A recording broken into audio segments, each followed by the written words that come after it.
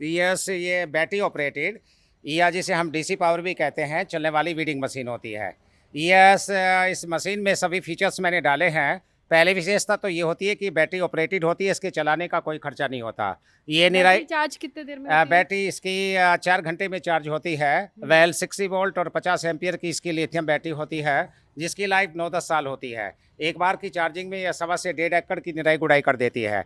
ये 6-7 अटैचमेंट के साथ आती है और सभी फीचर्स इसमें मैंने डाले हैं। पहला अटैचमेंट इसके साथ आता है, ये 3 टाइल या 3 फार का कल्टीवेटर होता है। ये कल्टीवेटर भी अपनी 2 लाइन के बीच की दूरी के हिसाब से कम और ज़्यादा कर लेते हैं। अगर 2 लाइन के बीच की दूरी कम है तो ये टाइन और ये टाइल खोल के यहाँ लगा लेता है, इसको यहाँ लगा लेता है, और भी कम है यहाँ लगा लेता है, ज़्यादा हो यहाँ लगा लेता है। यानी कि एडजस्टेबल होता है, 3 टाइन कल्टीवेटर कहते हैं।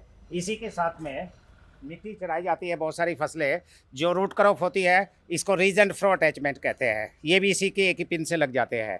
यानी कि इसके लिए कोई नट बोल्ट नहीं खोलना पड़ता। ये लॉकिंग पिन होती है, पिन निकालो, एक अटैचमेंट, इसी से दूसरा, तीसरा, सभी अटैचमेंट इसी पिन से लगते चले जाते हैं, है ना। तीसरा अटैचमेंट, इसको हम वीडिंग हो अटैचमेंट कहते हैं।